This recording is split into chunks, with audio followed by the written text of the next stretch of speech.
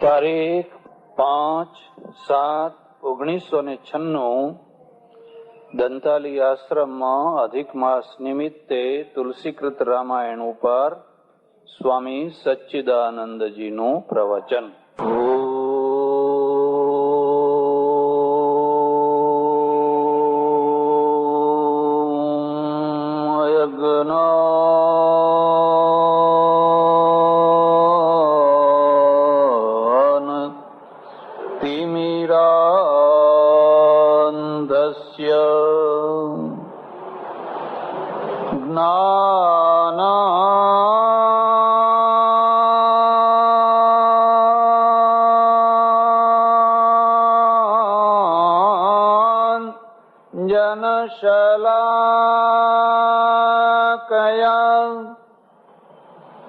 ચક્ષુરુન્મીલિતં યેન તસ્મૈ શ્રી ગુરવે નમઃ. મૂકં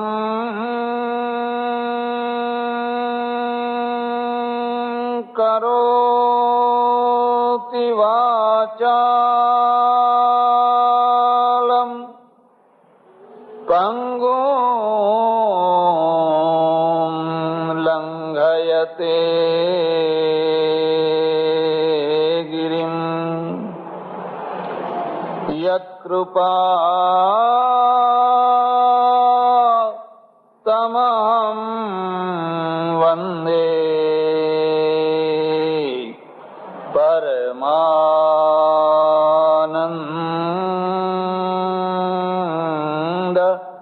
માધવમ. ઓમ નમો ભગવતે વાસુદેવાય.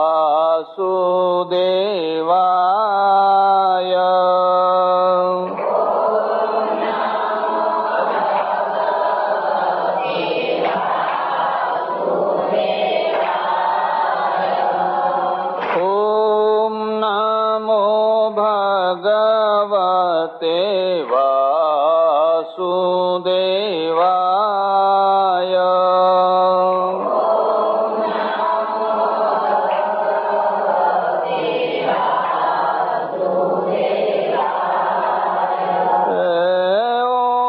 ઓમ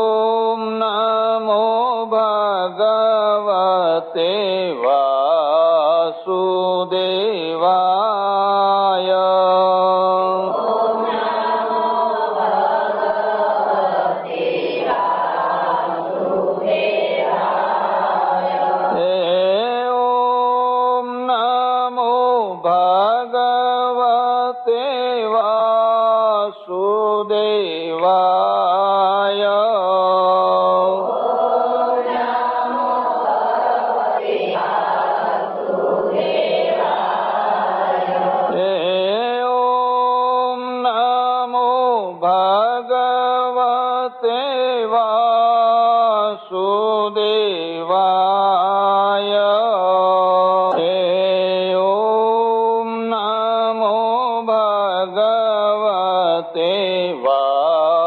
વાસુદેવાય.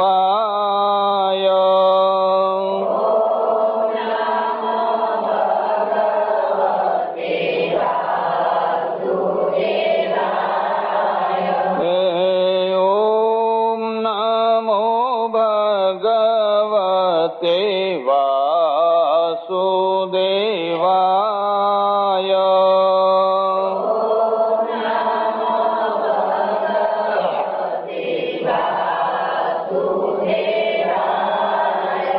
કૃષ્ણ કનૈયા રામચંદ્ર ભગવાન ઉમાપતિ મહાદેવ પવન સુત હનુમાન સનાતન ધર્મ કી સદ્ગુરુદેવ કી વૈદ્યનાથ મહાદેવ નમઃ પાર્વતી પતે હર હર.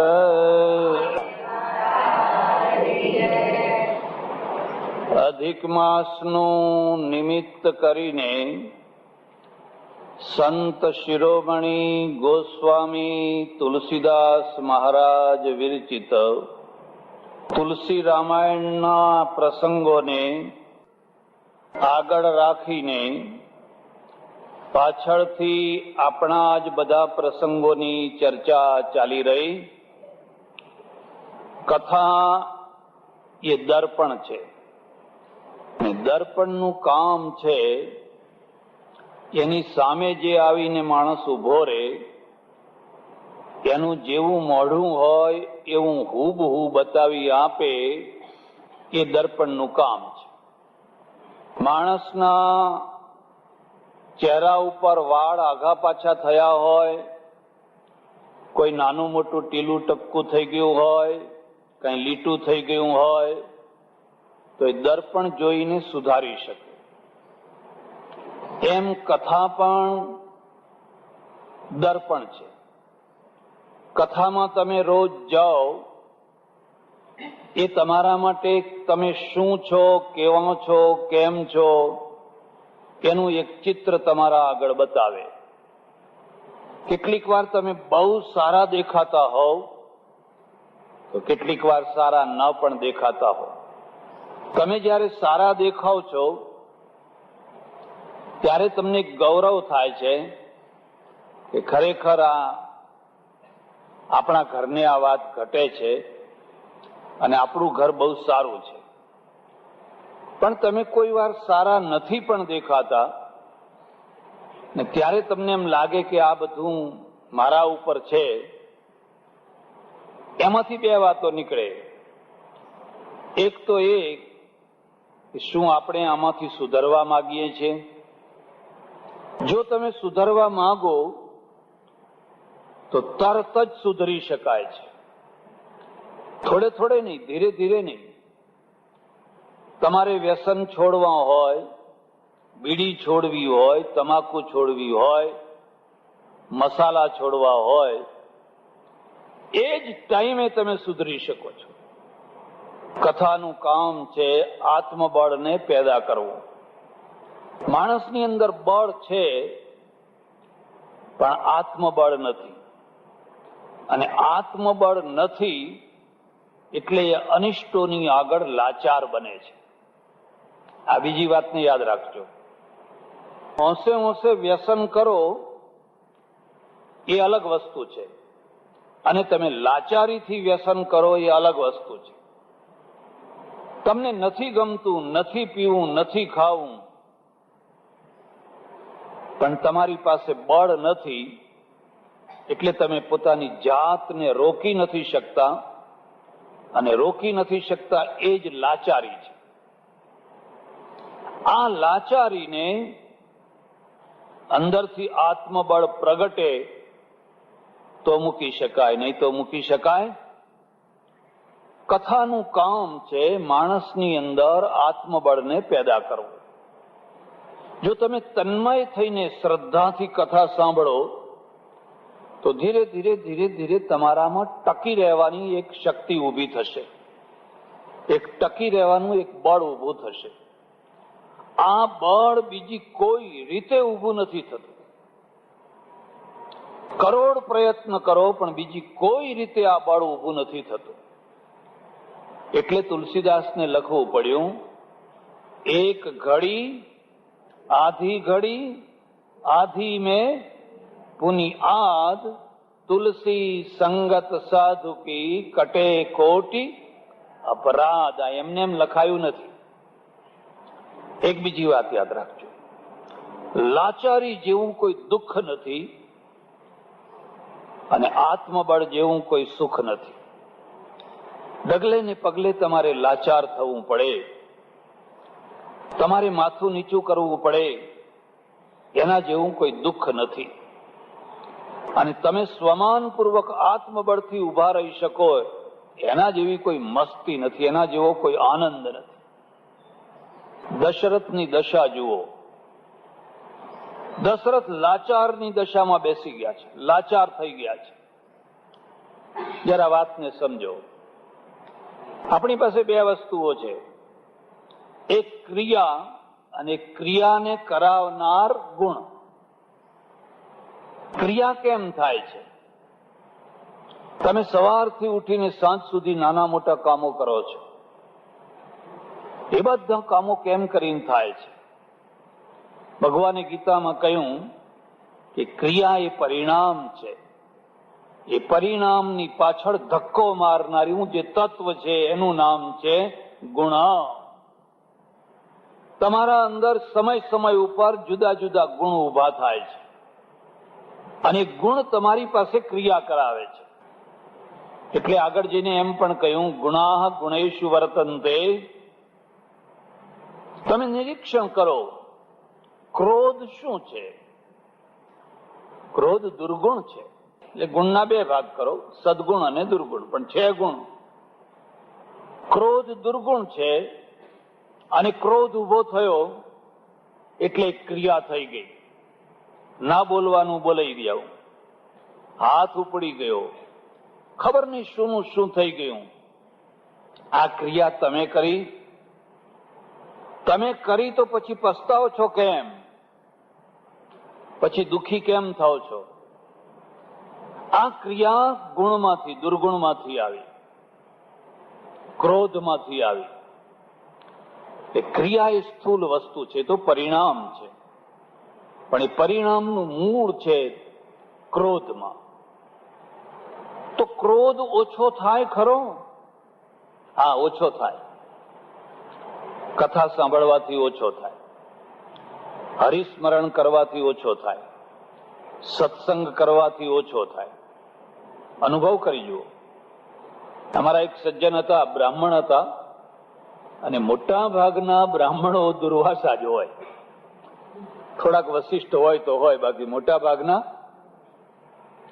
દુર્વાસા જેવો ક્રોધ એમનો.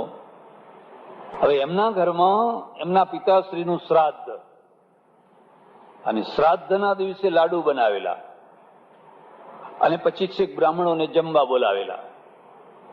આજ શ્રાદ્ધ છે તો માટે તમે બધા સગાવાલા હોય, બધા જમવા બોલાવેલા. હવે એમાં ખબર નહીં કયા ટાઈમે એમને એમની પત્ની સાથે વાંકું પડ્યું. એટલે પત્ની સાથે જ વાંકું પડે વધારે. એવું વાંકું પડ્યું ને તો પેલા બધા તો જમવાની રાહ જોઈને બહાર બેઠા છે, અને આ ભાઈને જે ક્રોધ ચડ્યો ને, તે જેલો ત્રાસ છે ને જેમાં બધા લાડુ મૂકેલા ને, એ હાથમાં પકડીને જોરથી ઉછાળ્યો, છાપરા ઉપર ફેંકી દીધો. ખાઓ કાગડાઓ, જેટલી વાસ ખાવી હોય એટલી. હવે કાગડા તો વાસ ખાશે, પણ આ બ્રાહ્મણો શું ખાશે? અને પછી બેઠા રડવા. અને એ રડવા બેઠા એટલે એમના ઘરવાળા પણ બેઠા રડવા. અને બે રડવા બેઠા એટલે બ્રાહ્મણોએ સમજ્યું કે હવે અહીં રહેવા જેવું, હવે અહીંથી ભાગી જવા જેવું. પેલી ફેંકી દેવાની જે ક્રિયા છે ને, એ તો અંદરનું પરિણામ છે. પણ અંદર જે પેલો ભડકો થયો, ભભૂકી ઉઠ્યો, એ ક્રોધ, એ દુર્ગુણ છે. અને દુર્ગુણ મારામાં, તમારામાં, કોઈનામાં ગમે ત્યારે આવી શકે છે. એ પેલા સૂચના આપી નથી આવતો કે આજ હું તમારામાં આવવાનો છું, સાવધાન રહેજો, એવી સૂચના આપતો એવો ચિંતાનો આવી જાય છે. પણ જો તમે કથા સાંભળો તો એની થોડીક અસર રહે, તમારી શક્તિ પ્રમાણે થોડી અસર રહે, કાયમ ના રહે. ખોરાકની અસર કેટલી રહે, પાણીની અસર કેટલી રહે, તમે ચા પીવો તો ચાની અસર કેટલી રહે. તમે એમ માનો કે અત્યારે ચા પીધી એટલે હવે આખી જિંદગી એની અસર રહેવાની, અને એની જિંદગી, આખી જિંદગી જો ચાની અસર રહે તો પેલા કંપની વાળા પછી શું કરે? એ ચાની કંપની વાળા પછી શું કરે? એ 2-4 કલાક રહે, જેમ લોકોને રહેતી હોય એ પ્રમાણે રહે. એમ સત્સંગની અસર પણ કોઈને કલાક રહે, કોઈને 2 કલાક રહે, કોઈને 4 કલાક રહે, કોઈને આખો દિવસ રહે. એ કઈ કાયમ ના રહે. કાયમ રહે તો પછી ફરી સત્સંગ કરવાની કઈ જરૂર પડે? એવી જ રીતે અંદર એક કામ છે, એકદમ વાસના ભડકી ઉઠે, ધક ધક ધક ધક ધક ધક કરતી. માણસ ભાન ભૂલો થઈ જાય, બેભાન થઈ જાય, અને ન કરવાનું કરી બેસે. એવું કરી બેસે કે 10 વર્ષની 20 વર્ષની સજા થાય, એને જેલના સળિયા ગણવા પડે. જ્યારે એ કામ એને ભભૂકી ઉઠ્યો હોય ત્યારે એને એવું ભાન ના રહે કે આ મારી બેન છે, કે આ મારી દીકરી છે, કે આ કોઈ 5 વર્ષની નાની બાળકી છે, કે આ કોણ છે કે કોણ છે, એવું એને ભાન રહે? એ તો બિચારો આંધળો થઈ ગયો છે, એની દયા ખાવી જોઈએ. અને પછી આખું જીવન બરબાદ કરી નાખે. 1-1.5 કલાક, 15 મિનિટ, 10 મિનિટનો જે વેગ છે ને, એ વેગે એની પાસે એવી ક્રિયાઓ કરાવી નાખી જે ક્રિયાઓના પરિણામ એને આખી જિંદગી ભોગવવા પડે. એક તરફ દુર્ગુણો, ગુણો ને દુર્ગુણો છે, અને બીજી તરફ એના પરિણામ છે, એની ક્રિયાઓ છે. એવી રીતે તમારા અંદર ઉદારતા છે, કરુણા છે, દયા છે, મૈત્રી છે, મુદિતા છે. ભગવાને વીણી વીણીને એટલી સરસ વાતો લખેલી છે, પણ બેયમાં ફરક શું છે કે સારી વાતો નીચે છે અને નબળી વાતો ઉપર છે. ને ઉપરની વાતો તરત જ અસર કરે છે, અને સારી વાતોને દબાવીને રાખે છે, એટલે સારી વાતો ઉપર આવી શકતી. બાકી એક માણસની અંદર સદગુણ ભરેલા છે, પણ એ નીચે દબાયેલા છે. સત્સંગ છે કે જે દબાયેલા સદગુણ છે ને એને ઉપર લાવવા, અને ઉપર આવેલા જે દુર્ગુણ છે એ દુર્ગુણોને નીચે કરવા. કાયમ માટે ના થાય, થોડાક ટાઈમ માટે, પણ થોડાક ટાઈમ માટે થાય ખરા. કેટલાય દુર્ગુણોથી બચી ગયા. બન્યું એવું કે એક રાજા, અને રાજાના ત્યાં નૃત્ય મંડળી નાચવા આવેલી. રાજાને, પ્રધાનને, રાણીને બધા બેઠેલા, અને પેલી મંડળી નાચે. 12 વાગ્યા, 1 વાગ્યો, 2 વાગ્યા, પણ રાજા રીઝે નહીં. અને કોઈ પણ કલાકાર હોય, આર્થિક આશા લઈને ફરતો હોય ને સામેનો માણસ જો ના રીઝે તો એના અંદર એક બહુ મોટી નિરાશા આવે, બહુ હતાશા આવે. એટલે કેટલીક વાર વ્યવહારની ખાતર પણ વાહ વાહ વાહ વાહ એમ કેવું પડે, એને પેલાને પાનો ચડે. હવે સામે બધા બેઠા હોય, આમ ગુમસુમ મોઢું કરીને, ઉતરેલું મોઢું કરીને, ભાઈ સંગીત ચાલે છે, કંઈક હસો, કંઈક જરા આંખો મટમટાવો, તો પેલાને પાનો ચડે. જ્યાં બેરા હોય બિલકુલ, તો એનું તો આખો ઉત્સાહ ઉતરી જાય. 2 વાગ્યા, 3 વાગ્યા, અને પેલી નર્તકી છે ને એ થાકવા લાગી. આ બીજી વાતને યાદ રાખજો, જીવનનો થાક ક્યાંથી આવતો હોય છે? બહુ કામ કરવાથી નહીં, નિરાશામાંથી આવતો હોય છે. તમે આખો દિવસ કામ કરો ને, થાક નહીં લાગે, અને લાગશે તો એક ઊંઘ બરાબર લઈ લો તો બીજા દિવસે હતા એવા ને એવા. પણ જો જિંદગીમાં કોઈ નિરાશા આવી ગઈ અને એ નિરાશા દૂર ના થતી હોય, એ તમને થકવી નાખશે. ગમે એટલા ઊંઘો તોય, સવારે ઉઠો તોય થાકેલા ને થાકેલા, તાજગી નહીં આવવા દે. નિરાશાથી માણસ થાકતો હોય. દુકાન કરી ના ચાલી, બંધ કરી, બીજી કરી, ના ચાલી, ત્રીજી કરી, ના ચાલી, ચોથી કરી, ના ચાલી. હવે થાકી ગયો માણસ, બિલકુલ હવે એનામાં હિંમત નથી. કેટલું દેવું થઈ ગયું છે, અહીં ચાલશે, આમ ચાલશે, આમ ચાલશે, આમ ચાલશે, પણ દુકાન ના ચાલી. લગ્ન કર્યા, નિષ્ફળ ગયા, બીજા કર્યા, નિષ્ફળ ગયા, ત્રીજા કર્યા, નિષ્ફળ ગયા. માણસ થાકી જવાનો. હવે માણસ ઉભો નહીં થઈ શકે. વારંવારની જે નિષ્ફળતા છે ને, એમાંથી નિરાશા આવતી હોય છે, અને એ નિરાશા માણસને થકવી નાખતી હોય છે. અને એવો થાકેલો માણસ છે ને, એને બેઠો કરવો એ બહુ કઠિન કામ, બહુ મુશ્કેલ કામ હોય છે. એટલે પેલી નર્તકી છે ને, એ થાકવા લાગી. પેલા નટને ખબર પડી કે હવે એના પગ બરાબર જોઈએ એવા પડતા એ થાકવા માંડી છે. એટલે એને એક ઈશારા રૂપ દોહરો કયો, એક ઈશારા રૂપ દોહરો કયો. માણસ થાકી જવાનો. વારંવારની જે નિષ્ફળતા છે ને, એમાંથી નિરાશા આવતી હોય છે, અને એ નિરાશા માણસને થકવી નાખતી હોય છે. અને એવો થાકેલો માણસ છે ને, એને બેઠો કરવો એ બહુ કઠિન કામ, બહુ મુશ્કેલ કામ હોય છે. એટલે પેલી નર્તકી છે ને, એ થાકવા લાગી. પેલા નટને ખબર પડી કે હવે એના પગ બરાબર જોઈએ એવા પડતા એ થાકવા માંડી છે. એટલે એને એક ઈશારા રૂપ દોહરો કયો, એક ઈશારા રૂપ દોહરો કયો. બહુત ગઈ થોડી રહી, और थोड़ी हूं अब जाए, કહે નટ નટી કો તાલ में ભંગ ન આય. આ રાત બહુ ગઈ એમ કે. હવે આ તો અત્યારે તો આપણે સાંજના નાચવાનું શરૂ કર્યું છે. બહુત ગઈ થોડી રહી. હવે તો 3 તો વાગી ગયા છે, હમણાં રાત પૂરી થશે, અને થોડી એ પાછી જઈ રહી છે. પેલો નટ કે છે નટીને, જોજે હું હવે થોડાક ટાઈમ માટે તાલમાં ભંગ આવે. નટી તો સમજી, પણ નટી કરતા વધારે સમજ્યો છે ને એ રાજાનો છોકરો સમજો. રાજકુમાર ત્યાં બેઠેલો ને, એને ખ્યાલ થયો કે આ તો દોહરો બિલકુલ મને ઘટતો જ આવ્યો, આ તો મારા ઉપર જ કહેવામાં. એટલે એને ફાટ દઈને ગળામાં જે હાર હતો ને, એ હાર કાઢીને પેલી નટી તરફ ફેંક્યો. એટલે પેલાને જોર આવ્યું, સફળતા મળી ને. વગર ખાધે જોર આવે. દુકાનદારોને પૂછી જુઓ, દુકાન ચાલતી હોય ને, ધમધમાટ ચાલતી હોય ને, ખાવા પીવાનું યાદ જ ના રહે.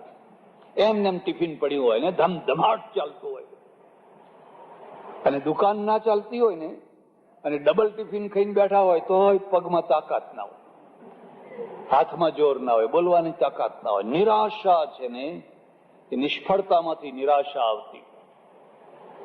એટલે નટીને થયું કે હા હવે કંઈક મારી કદર થવા લાગી. ફરી નાચવા માંડી. નાચતા નાચતા ફરી પાછી થાકી, આખી રાતની તો થાકેલી હતી.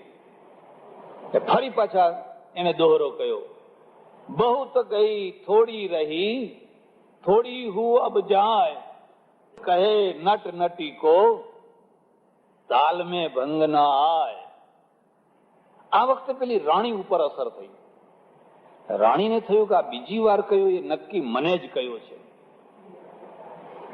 મારા મનમાં જે આ મને જ કયું છે. એટલે એને પણ હાથમાંથી જે સોનાની વીંટી હતી ને, એ કાઢીને એના તરફ ફેંકી, હીરાવાળી. ફરી પાછું એને જોર આવ્યું, ફરી એ થાકવા લાગી. એટલે ત્રીજી વાર પછી ફરી પાછો આનો આ દોહરો કયો. એટલે રાજાને જ્ઞાન થયું કે ઓહો, આ તો મારા ઉપર જ છે, આ તો મને જ કહી રહ્યા છે. નૃત્ય પૂરું થયું. કહ્યું કે એક અરજ કરું આપને. એમ આખી રાત આ નાચી, કોઈએ કશું ઇનામ ના આપ્યું, ના પાછલા પોરે કેમ ઇનામ આપ્યા. બહુ એનો કસ કાઢીને જયારે બિચારી થાકવા માંડી ત્યારે કેમ ઇનામ આપ્યા. એટલે પેલો રાજકુમાર છે ને, એ કહે છે કહું, કહો. હવે તો પેટ ખોલીને વાત કરવી છે, કહો. મેં છેલ્લા 1 મહિનાથી ષડયંત્ર રચ્યું હતું કે આ ડોહો મરવાનો નથી ને મને ગાદીએ બેસાડવાનો, મારે રાહ ક્યાં સુધી જોવી. આ બીજી વાતને પણ યાદ રાખજો. બહુ મોટો વારસો હોય એને શત્રુઓ ઘણા હોય, સગો દીકરો પણ શત્રુ. આદ્ય શંકરાચાર્ય લખ્યું છે, પુત્રાદપી ધન ભાજામ ભીતિ ભજ ગોવિંદમ ભજ ગોવિંદમ ગોવિંદમ. અરે જેને ઘણો પૈસો છે એ તો સગા છોકરાથી ડરે છે. આ મિલકત લેવા માટે ખબર નહીં ક્યારે શું કરી નાખે. મેં નક્કી કર્યું હતું કે હવે મારે મારા બાપને મારી નાખવો, મારીને ગાદી ઉપર બેસી જાઓ. ઇતિહાસ જોજો કેટલા રાજાઓને મારી નાખ્યા છે, સગા છોકરાઓએ મારી નાખ્યા છે. પણ તમારો આ દોહરો સાંભળ્યો અને મને બોધ થયો કે હવે શા માટે, હવે આ રાજા કઈ વધારે દિવસ કાઢે એવા લાગતા, થોડા માટે શા માટે કલંક લે છે. અને હવે તાલમાં ભંગ ના, અત્યાર સુધી જે તમારો તાલ ચાલ્યો છે કુટુંબનો, પરિવારનો, પિતા પુત્રનો, એમાં હવે ભંગ લાવીશ. મને તમે બચાવી લીધો, આ દોહરાના દ્વારા મને બચાવી લીધો, એટલે મેં રાજી થઈને હાર આપી. નટે કહ્યું, મહારાણી સાહેબ તમે કેમ સોનાની હીરાવાળી વીંટી આપી? કે જે મેં નક્કી કરેલું કે આ રાજાનું કાસળ કાઢ્યા વિના કઈ સુખી થવાય એવું, અને મેં મારા મનની અંદર એક બીજા પુરુષને નક્કી કરેલો. ઓ કે હા, આવા રાજઘરની રાણી થઈને, કે હા ભાઈ રાજઘરની રાણી થઈને પણ મને એમ થયેલું કે અહીંયા કઈ સુખ મળશે નહીં. સુખ તો પહેલું ચમકતું જે મૃગજળ દેખાય છે ને, પહેલું ચમકતું જે સોના જેવું પિત્તળ દેખાય છે ને, એમાં સુખનો ઢગલો છે. પણ આ આડે આવે, મેં વિચાર કરેલો કે આનું કાસળ કાઢી નાખું, બસ પછી તો જિંદગી લીલા લહેર, સુખી સુખી. પેલો નટ વિચારે છે કે હો, અને તારા દોહરાથી મને અસર થઈ કે બહુત ગઈ થોડી રહી. હવે તારી જિંદગી બહુ પૂરી થઈ ગઈ, હવે શું કેટલા વર્ષ કોણ જીવવાનું છે? શા માટે આ તાલમાં ભંગ લાવે છે? અત્યાર સુધી તમારું તાલમય જીવન ચાલ્યું, સરસ સુંદર જીવન ચાલ્યું, અને હવે થોડા ટાઈમ માટે તું આ ભંગ લાવે છે. મને બોધ થયો એટલે મેં એને વીંટી આપી. રાજાને પૂછ્યું, તમે કેમ આપ્યું? આટલું મોટું ઇનામ તમે કેમ આપ્યું? તો કે મારા મનમાં પણ આવું જ હતું. હું છેલ્લા કેટલાય ટાઈમથી જોતો હતો કે આ રાણીને મારા ઉપર જરાય પ્રેમ નથી. પહેલા બહુ હતો,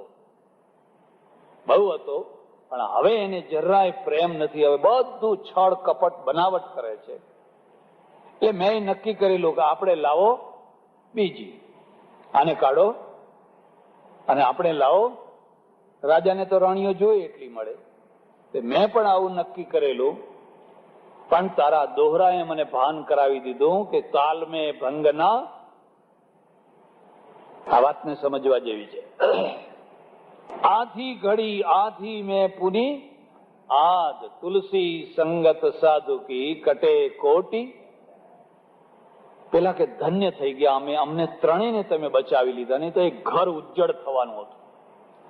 આ બીજી વાતને યાદ રાખજો, ઘરને વસાવવું ને એ જ મોટી સાધના છે, અને ઘરને ઉજ્જડ કરવું એ જ મોટી અસાધના છે. જેનાથી પોતાનું ઘર ઉજ્જડ થાય, પોતાનો સંસાર ઉજ્જડ થાય, પોતાનું જીવન ઉજ્જડ થાય, એવું ડગલું ભરવું એ જ મોટામાં મોટી અસાધના છે.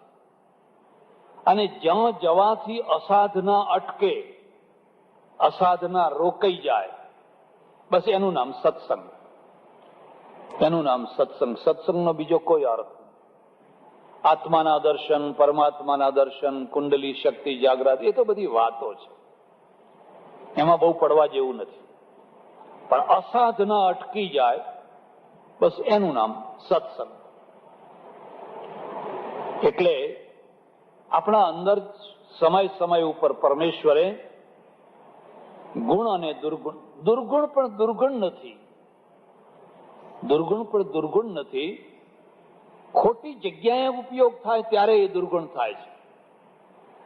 ઘી સારું કે ખોટું? ઘી અમૃત પણ છે અને ઘી ઝેર પણ છે. જેની પાચન શક્તિ સારી હોય અને માપનું ખાય તો એ અમૃત છે. પણ જેનું લીવર બગડ્યું હોય, કિડની બગડી હોય, હાર્ટ બગડ્યું હોય, બધું જ બગડ્યું હોય અને બરણી ભરીને ઘી પી જાય તો ઝાડાહાડ ઝેર છે, ઘીથી મરી જશે. તમને ખબર નહીં હોય, અમેરિકામાં જેટલા લોકો ઘી ખાવાથી, ઘી એટલે ત્યાં ચીજ ને માખણ, ફેટ ખાવાથી જેટલા માણસો મરે છે ને એટલા ઝેરથી નથી મરતા. સમૃદ્ધિ આવે ને એટલે સમૃદ્ધિના રોગો આવે. એકલી સમૃદ્ધિ કદી ના આવે, એની સાથે એના રોગો આવે જ. ગરીબી આવે તો ગરીબીના રોગો આવે, અપોષણના. એને ફલાણું વિટામિન ખૂટે છે, ફલાણું ખૂટે છે, ફલાણું ખૂટે છે, ફલાણું ખૂટે છે, પીળું શરીર થઈ ગયું છે, એ ગરીબીના બધા રોગો છે. અને સમૃદ્ધિ આવે એટલે સમૃદ્ધિના રોગો આવે. ખૂબ સારામાં સારું ખાવા પીવાનું હોય, ખૂબ ખા ખા કરો, સવારથી સાંજ સુધી ખા ખા ખા ખા કરો. અને પછી શું થાય? પછી આ બધી નાડીઓ છે ને એમાં કોલેસ્ટ્રોલ ભરી જાય, કોલેસ્ટ્રોલ જામી જાય એટલે પછી કોલેસ્ટ્રોલના બધા રોગો ઉભા થાય. હવે કે આ કામ નથી કરતું, પેલું ફંક્શન કામ નથી કરતું, ફલાણું ફંક્શન કામ નથી કરતું. અમેરિકામાં અને હવે ભારતમાં પણ આ બધું થવાનું છે. એટલે તુલસીદાસે લખ્યું છે, કોઈ ગુણ નથી ને કોઈ દોષ નથી. એના ઉપયોગથી ગુણ કે દોષ થતો હોય છે. કામ એ દોષ પણ નથી ને ગુણ પણ નથી. જો ઉપયોગ કરતા આવડે તો ગુણ છે, અને ઉપયોગ ન કરતા આવડે તો દોષ છે, ઝેર છે. ક્રોધ પણ ગુણ છે અને ક્રોધ પણ દુર્ગુણ છે. બધાની જ વાત છે. એટલે અંદરથી બધા ગુણો ઉભા થાય અને ગુણોના દ્વારા પ્રવૃત્તિ થાય. દશરથના મનની અંદર રામના પ્રત્યે થોડુંક આકર્ષણ છે. એક દિવસ તમને કહ્યું હતું ને, 4 છોકરા હોય, 10 છોકરા હોય, 5 છોકરા હોય, 5 વહુઓ હોય, પણ બધાના પ્રત્યે સરખી લાગણી હોય. થોડો ઘણો ભેદ તો રહેવાનો ને રહેવાનો જ. અમારે ત્યાં જે કામ કરે આશ્રમમાં, અડધી રાતે બોલાવીએ અને અડધી રાતે આવે, આ કરે તે કરે, ફલાણું કરે, ફલાણું કરે, ફલાણું કરે. એને કોઈ પ્રસાદ રાખી મૂક્યો હોય તો આપવાનું મન થાય કે આ પ્રસાદ એને, કે કામ કરે છે, એનું આકર્ષણ છે. હવે જે કશું જ ના કરતો હોય ને, કઈ જ ના કરતો હોય તેના પ્રત્યે એવું આકર્ષણ થાય. રામ ઝરૂખે બેઠ કે સબકા મુજરા લેત, જૈસી જાકી ચાકરી ને વૈસા વાકો. ભગવાને જોયે જેની ચાકરી જેવી હોય એવું એને આપો. આ થોડા ભેદ તો રહેવાના. દશરથને 4 પુત્રો છે, પણ એ ચારેયમાં સૌથી વાલા કોણ છે? રામ વાલા છે. અને એટલે એની ઈચ્છા છે કે રામને ગાદીએ બેસાડો. રામને ગાદીએ બેસાડો એમાં કઈ વાંધો નહીં, પણ રામને ગાદીએ બેસાડવા હોય તો બીજા જે ઉમેદવાર છે એ બીજા ઉમેદવારને હાથ ઉપર લેવા, એમને રાજી કરીને પછી બેસાડો તો કઈ વાંધો આવે? તમે જીવનમાં જોજો, જેટલું સમજણથી વાતો કરીને, એકબીજાનું સમાધાન કરીને જેટલું સરળતાથી કામ કરી શકાય છે, એટલું ગુપચુપ ખટપટો કરી શકાતું વહેલા મોડી પણ ખબર પડવાની ને પડવાની જ. એટલે ભરતને મોસાળ મોકલી દીધા અને છેલ્લી ઘડી સુધી કઈને ખબર પડવા દીધી. મંથરાએ ખબર આપી કે જો તારી આંખ ઉગાડ, આ જો બધું તને ભાન છે, કઈ તારા પુત્રનો હક જાય છે. અહીંયા એક બીજી વાત પણ સમજવા જેવી છે. એવી એક કિંવદંતી છે કે રામ મેં પેલા દશરથે કૌશલ્યા સાથે લગ્ન કર્યા, સંતાન ન થયું. સુમિત્રા સાથે કર્યા, સંતાન ન થયું. પછી એકવાર શિકાર કરવા ગયેલા. આ રાજાઓ બધા શિકાર કરતા, રામે કરતા. પાવન મૃગમાં રહી એવું લખેલું તુલસીદાસે લખ્યું છે. અને રામાયણમાં તો વાલ્મીકી રામાયણમાં તો બહુ જ લખ્યું છે. એટલે દશરથ છે ને શિકાર કરવા ગયા અને સિંહ જોયો તો સિંહનો શિકાર કરવા માટે બાણ માર્યું, જોરથી બાણને. સિંહ કૂદીને પડ્યો નીચે, ચિઘાડ પાડીને. દશરથ જલ્દી જલ્દી દોડતા દોડતા ગયા ત્યાં, અને પેલા સિંહ, મરેલો જે સિંહ છે ને એ સિંહના આગળ હાથ લાંબો કરે છે. ત્યાં તો એક અત્યંત રૂપાળી ને અત્યંત તેજસ્વી યુવતી ઉભેલી કે ખબરદાર જો સિંહને હાથ લગાવ્યો તો.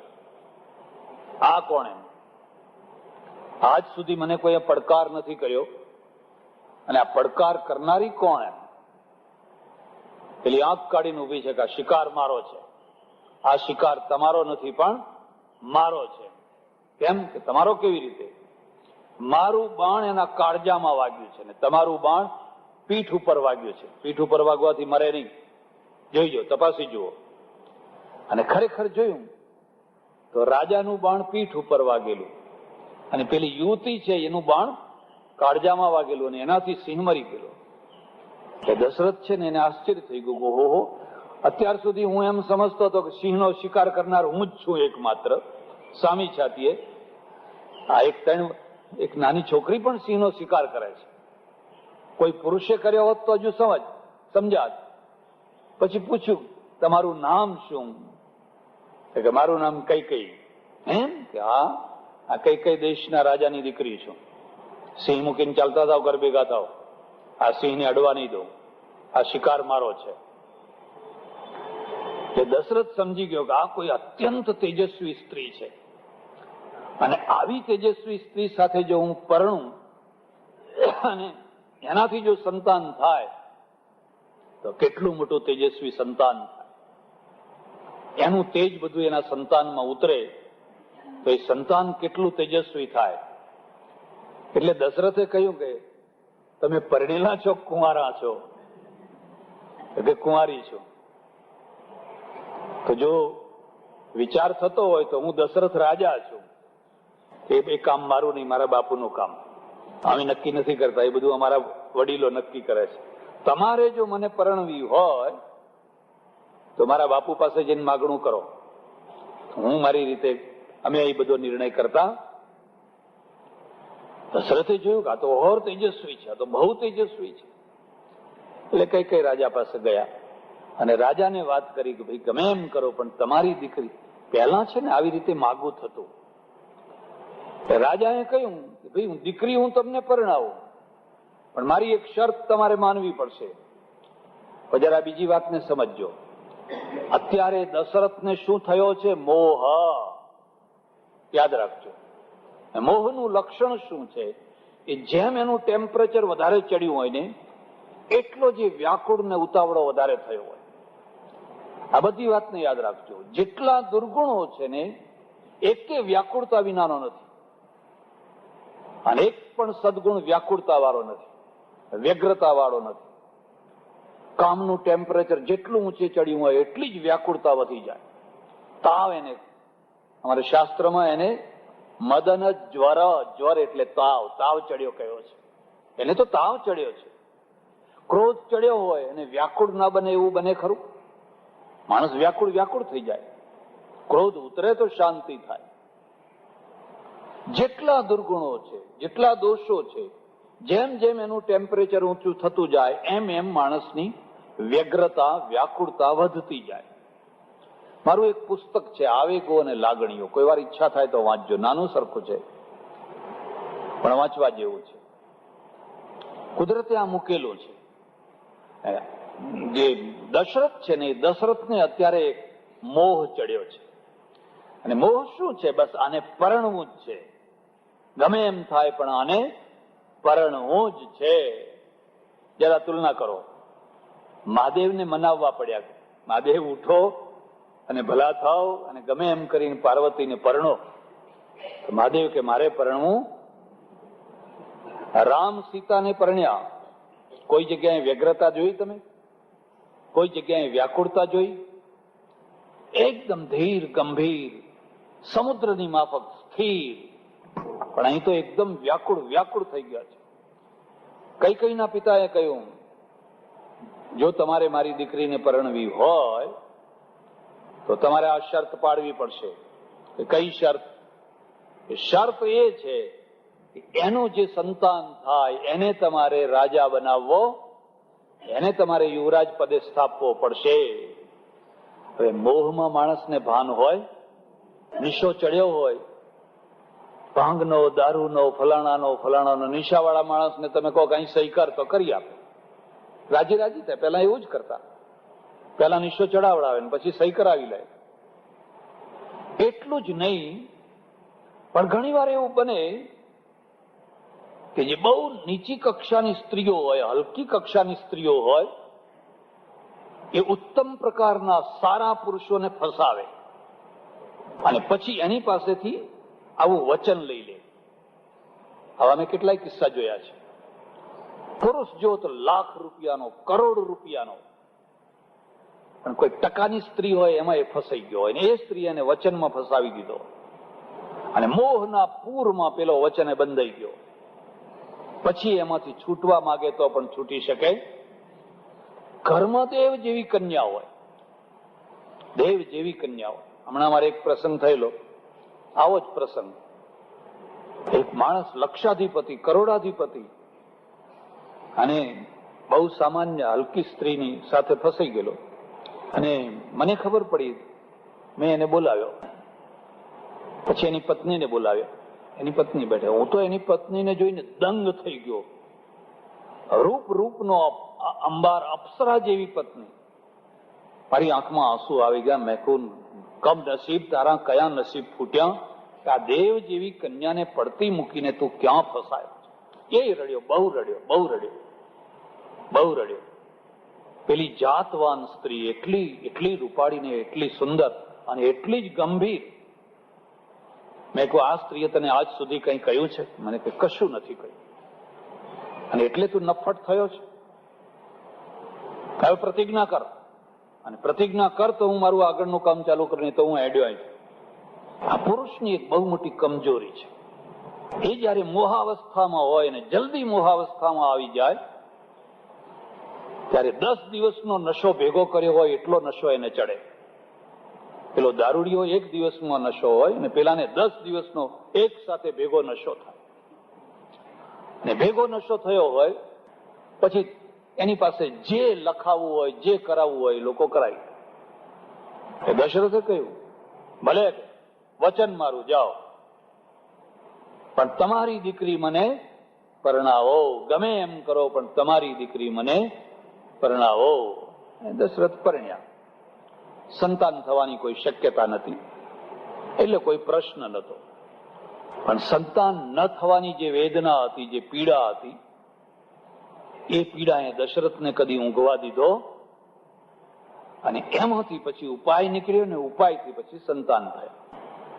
હવે સંતાનમાં કૈકેયીને ભરત થયો, કૌશલ્યાને રામ થયા, ને સુમિત્રાને લક્ષ્મણ અને શત્રુઘ્ન થયા. આ વાત તો બધું ભૂલી ગયું. સમય વીતતા કૈકેયી બધું ભૂલી ગઈ. એનું વ્યક્તિત્વ એવું છે, નહીં તો બહુ બાહોશ છે, બહુ બહાદુર છે. બહુ બહાદુર હોવાના કારણે આ બીજી વાતને યાદ રાખજો, જે માણસ બાહોશ હોય, બહાદુર હોય, એ ખટપટિયું ના હોય. ખટપટિયું કોણ હોય? જે મેઢું હોય. મેઢાનો અર્થ સમજો છો? આમ ગુમ થઈને બેસી રહે, બોલે નહીં, એની આંખ ઉપરથી ખબર ન પડે કે એના અંદર શું ચાલી રહ્યું છે. એટલે લોકો કહે કે આ મેઢું માણસ છે, એ બહુ ખટપટ કરે. અને પેલું બડબડિયું હિંમત વાળું બાહોશ હોય ને, જે હોય તડફડ કરી નાખે. એને ખટપટ કરતા આવડે. કઈને કદી આ વાત યાદ જ ના આવી, કદી સ્મૃતિ પણ ના રહી. અને બીજી તરફથી શું થયું કે દશરથનું સંયુક્ત કુટુંબ, ત્રણેય રાણીઓ અને રાજા એટલા એકબીજામાં એટલા ઓતપ્રોત હતા કે કદી પણ અંદર કોઈ ખટપટ થઈ નહીં તો પાછું યાદ આવે. ના કૌશલ્યા લડ્યા, ના સુમિત્રા લડ્યા, ના કૈકેયી લડ્યા, ના રાજા લડ્યા. બધા એક થઈને રહે છે, એક સંયુક્ત કુટુંબ થઈને રહે છે. એટલે કદી મારા તારાનો ભેદ થયો. તમે એવા ઘણા દેરાણી જેઠાણી જોજો એનો દીકરો એ મારો દીકરો અને મારો દીકરો એ કોઈ ભેદ જ નહીં, કોઈ ભેદ જ નહીં. બધા છોકરા હરખા. ઘણા એવા હોય કે ભેદ ને ભેદ, એને જુદું આપવાનું અને જુદું આપવાનું. બહેનોથી જ તૂટે, પુરુષોથી જલ્દી ના તૂટે, પણ બહેનો છે ને એને તોડતા વાર ના લાગે. ઉર્મિશીલ છે, લાગણીશીલ છે, એટલા માટે. એટલે એ તો બધું ભૂલી ગઈ વાત જ છે. એક બીજી એવી માન્યતા પણ છે કે આ મંથરા છે ને એ દાસી નથી. દાસીઓ તો અહીં બહુ હતી, અયોધ્યામાં કોઈ દાસીઓની કમી નથી, પણ એ કૈકેયીની બહેનપણી છે. કૈકેયીની બહેનપણી છે. એટલે રાજાએ કહ્યું કે આ પરદેશમાં જાય મારી દીકરી, ત્યાં ભાષા જુદી, બધા માણસો જુદા, થોડીક બહેનપણીઓ સાથે આપું તો એનો જીવ મળી રહે, તો એનો સમય પાર થાય, એનો સંસાર પાર થાય. કારણ કે ક્યાં કૈકેયી દેશ ને ક્યાં અયોધ્યા દેશ, આખી ભાષા જ જુદી, કલ્ચર જ જુદું. એટલે મંથરા છે ને બહુ બુદ્ધિશાળી, બહુ કૂટનીતિજ્ઞ. કૈકેયીના રાજાએ કહ્યું મંથરાને કે જો બેટા, મારી દીકરી બહુ બાહોશ છે, હિંમતવાળી છે, બહાદુર છે, બધું જ છે, પણ સંસારની ને રાજકારણની આટી ઘૂંટી એ જાણતી, એટલે એનું હિત જોખમાઈ જવાનું છે. આ બીજી વાતને યાદ રાખજો. ભોળા માણસો છે ને એ હંમેશા છેતરાતા હોય, પણ છેવટમાં ભોળાનો ભગવાન, છેવટમાં અંતે તો ભોળાનો ભગવાન થાય. પણ છેવટમાં થાય પહેલા તો ઘણું ઠગાવવું પડે. ને પેલા ચતુર માણસો છે ને એ ખોટો લાભ લઈ જતા હોય, ચાલાક માણસો. તું જા અને મારી દીકરીના હિતનું રક્ષણ કરજે, એટલે અહીંયા આવી. પણ કૈકેયીને વળી આવી કુબડી બેનપણી હોય ખરી? કૈકેયીને તો કેવી સરસ બેનપણી હોય. ત્યારે સાહિત્યની વાત જરા તમને કહું છું. સાહિત્યકાર છે ને એ પાત્રોની રચના કરતો હોય છે, અને જ્યારે એને પાત્રોની રચના કરવી હોય, એકને ખલનાયિકા બનાવવાની હોય કે એકને ખલનાયક બનાવવાનો હોય, તો એને આકારથી ભયંકર બનાવી દે. હવે માનો કે એમ લખ્યું હોય કે મંથરા તો બહુ રૂપાળી હતી અને આમ રૂપનો અંબાર હતો, તો આ બધું એનામાં શોભે નહીં, સારું લાગે. એટલે એને કુબડ કાઢવો પડે, કુબડ કાઢવો પડે. એક આંખ આમ કરવાની, એક આમ કરવાનું, એક આમ કરવાનું, વિચિત્ર આકાર બનાવી દેવાનો.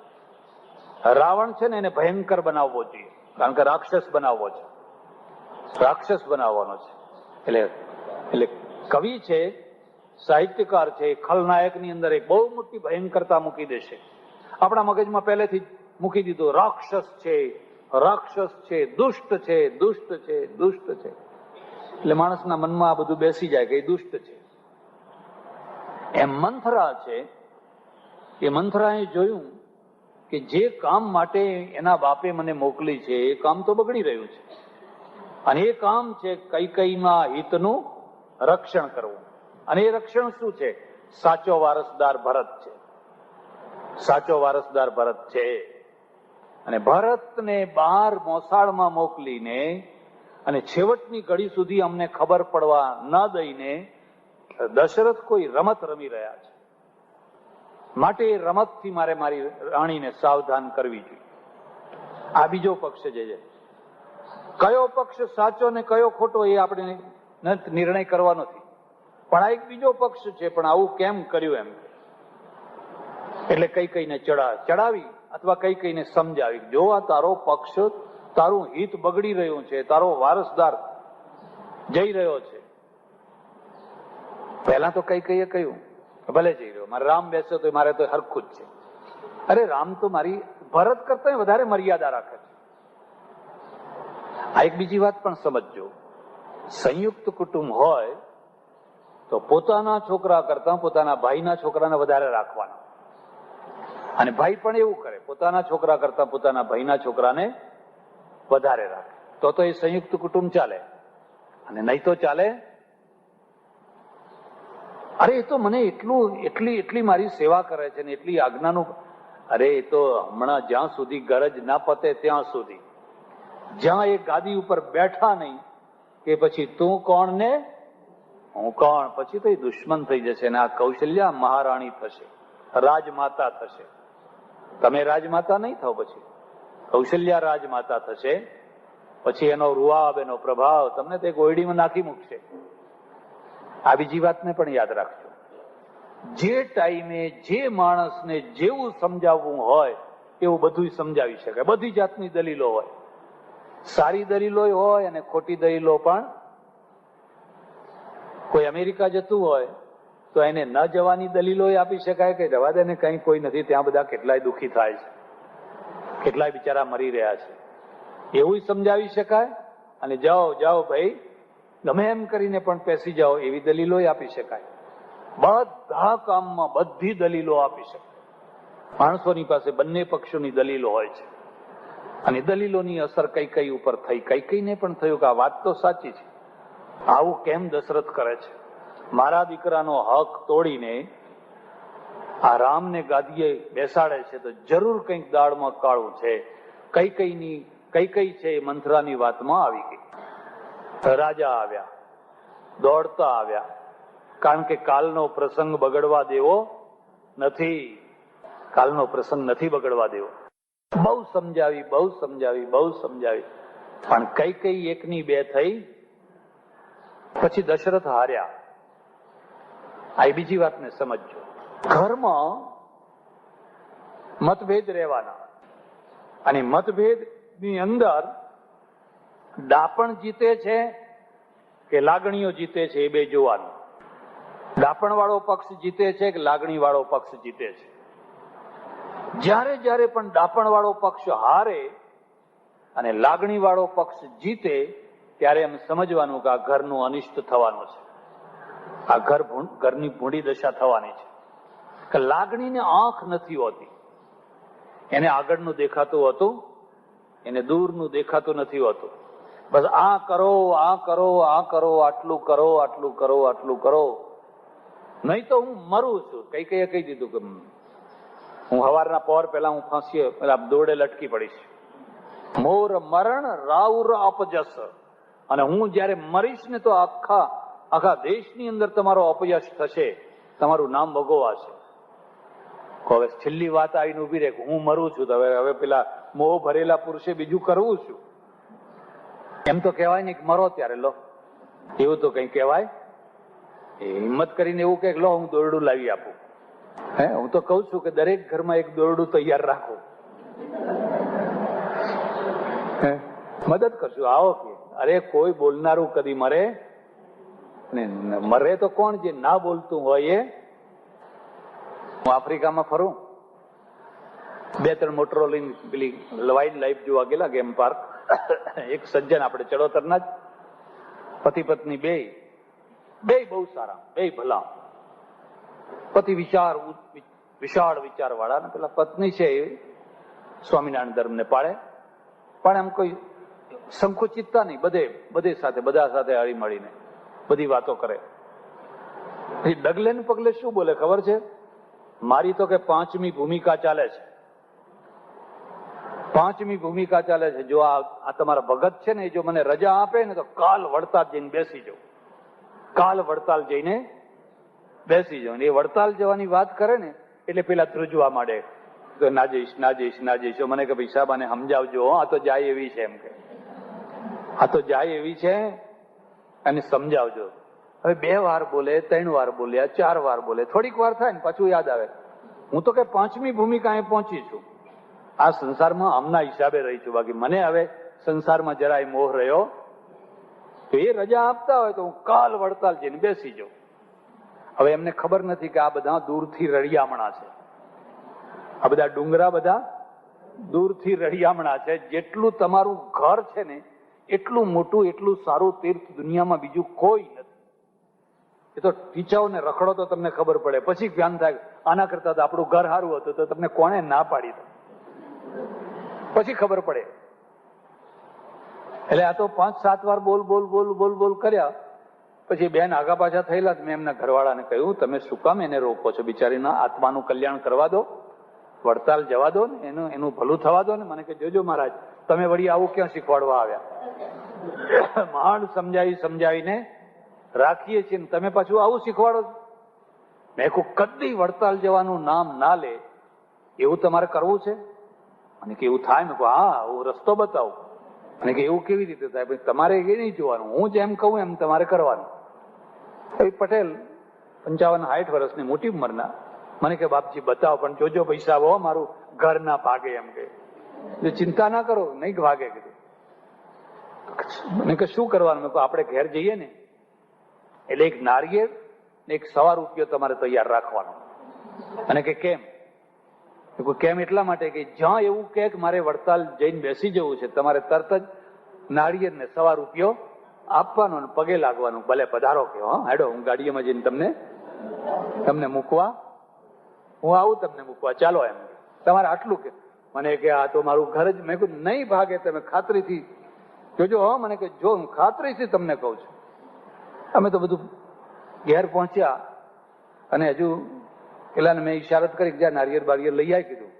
પેલા એમ ચૂપચાપ રાખેલું ને જમવા બેસતા હતા, એમના ત્યાં જ જમવાનું, પીરસવાની તૈયારી.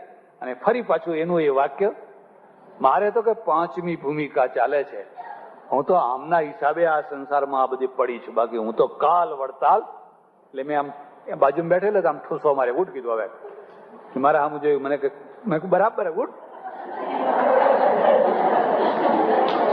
અને એ ઉઠ્યો ને પેલું નારિયેળ ને ₹100 લઈ આવ્યો અને કે લો આ નારિયેળ ને લો આ ₹100, તમે ખુશીથી વડતાલ જાઓ, હું હવે તમને રોકવાનો.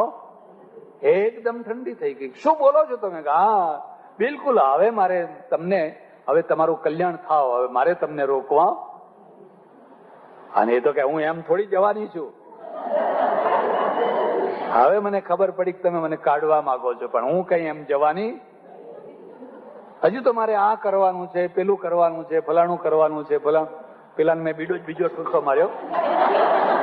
મેં કીધું તું કડક થા કીધું. એટલે પેલો કે ના હો, હવે તો જવું જ પડશે, હવે મારે તમને રાખવા, હવે તો તમારે જવું જ પડશે. કપડા બેગ જે જોઈતું હોય એ તૈયારી. બિલકુલ ઠંડા થઈ ગયા. મને પછી 2-4 દિવસ પછી મળ્યા. મને કે હવે કોઈ દિવસ 5મી ભૂમિકાની વાત કરતી, હવે વડતાલ જવાની વાત હવે કરતી. અરે મેં કહ્યું ભાઈ આ તો થોડી હિંમત કરવી પડે, અને હિંમત કરો તો બધું શાંતિ. કઈ કે છે મને મારા 2 વચનો આપો, હું એમાં માનવાની બાંધ છોડ. અને દશરથ કઈ કરગર્યા છે. કારણ કે કાલનો પ્રસંગ બગડતો અટકે એટલા માટે. એક બીજી વાતને પણ યાદ રાખજો, આબરૂ છે ને હંમેશા દયામણી હોય છે, હંમેશા દયામણી હોય છે. આબરૂ ના હોય એને તો કોઈ પરવા જ નહીં. જેને જેમ બોલવું હોય એમ, અને જેને જેમ કેવું હોય એમ, કે જે થવું હોય થાય. પ્રસંગ બગડે તોય વાહ વાહ, અને પ્રસંગ સુધરે તોય. એ પોતે જ બગાડીને બેઠો હોય, પછી એના હગાવાલા એને સુધારતા હોય, ભાઈ આ તમારા આંગણે પ્રસંગ છે, જરા ડાયા થાવ. એને કઈ પડી ના હોય, પેલા હગાવાલા છે ને એમને પડી હોય. પછી આબરૂ હંમેશા દયામણી હોય છે. એને તો એમ જ હોય છે કે મારું કામ ના બગડે, મારું કામ ના બગડે, મારું નામ ના બગડે, મારું નામ ના બગડે. એટલે આને હાથ જોડે, પેલાને હાથ જોડે, પેલાને હાથ જોડે, પેલાને હાથ જોડે. દશરથ હાથ જોડે છે. જયારે જોયું પરોડિયું થવા આવ્યું છે ને રાણી 1ની 2 થતી નથી, અને છેવટની કક્ષાએ આવીને કહે છે કે હવે હું મરીશ, આત્મહત્યા કરીશ, અને તમારો અપયશ થશે. દશરથે કહ્યું ફરી તું વિચાર કર, તારા ભરતને હું ગાદીએ બેસાડું, જરૂર બેસાડું, પણ રામને વનમાં ના મોકલ, રામનો વનવાસ ના માગ. એટલે પેલા બારણા આગળ કઈક મંથરા ઉભેલી છો, એ મંથરા કહે છે જોજે હો ખબરદાર, આ બીજું વરદાન તો ખાસ છે માગવા જેવું. જો રામ અહીં રહેશે તો તારા ભરતને શાંતિથી રાજ કરવા દેશે. એટલે આ અંદર આ વિખવાદ ચાલી રહ્યો છે, કઈ મક્કમ છે. છેવટે દશરથે કહ્યું ભલે તારી ઈચ્છા હોય તો તું આ તારી ઈચ્છા પૂરી કર. બેભાન થઈને ઢળી પડ્યા. રામાયણમાં એક કરુણ રસ છે, અને ઘરમાં કરુણ રસ છે. તમારા ઘરમાં ન ઉપજે ત્યારે કરુણ રસ આવે. તમે વાઘ જેવા હોવ, સિંહ જેવા હોવ, તમારો ડંકો વાગતો હોય, પણ તમારા ઘરમાં તમારું કશું ના ઉપજે ત્યારે કરુણ રસ ઉત્પન્ન થાય. અરે રે, મારા ઘરમાં મારું કોઈ ઉપજતું, તો હવે આથી વધારે કોઈ કરુણ રસ હોય ખરો? એક બીજી વાત પણ યાદ રાખજો. દશરથ અને કૈકેયીને પ્રેમ છે, ત્રણેય રાણીઓને પ્રેમ છે, અને કૈકેયીના પ્રત્યે વધારે પ્રેમ છે. દશરથ છે ને, એના મનમાં માન કૌશલ્યાનું છે. કૌશલ્યા પ્રત્યે એને બહુ માન છે, પણ પ્રેમ કૈકેયી પ્રત્યે છે. એક માણસ માનને પાત્ર હોય અને બીજું માણસ પ્રેમને પાત્ર હોય. માનનું કારણ ડાપણ છે, એના પાસે ડાપણ છે, સહન શક્તિ છે, સમજ શક્તિ છે, સહિષ્ણુતા છે, એ બગડેલાને સુધારી દે છે, એટલે એના પ્રત્યે માન છે. ઘરમાં એક આવું માણસ આખા ઘરને પકડીને બેઠું હોય, બહુ ડાપણ, બહુ સમજ, બહુ સહન શક્તિ, એ બધું હોય, એના પ્રત્યે આપોઆપ માન થઈ જાય. ઘર એનાથી બચતું હોય છે, આવા માણસોથી ઘર બચતું હોય છે. અને જેના ઘરમાં આવું એકે માણસ ના હોય ને, એનું ઘર ઉજ્જડ થઈ જતું હોય છે. પણ પ્રેમનું કારણ જુદું છે. કૈકેયીના પ્રત્યે પ્રેમ છે, કારણ કે પ્રેમને જે જે વસ્તુઓ જોઈએ એ બધી કૈકેયી પાસે છે. ડાપણની કોઈ જરૂર નહીં. પણ પ્રેમ છે ને, એ સાપેક્ષ છે. આ વાતને ધ્યાનથી સમજજો. સાપેક્ષ છે.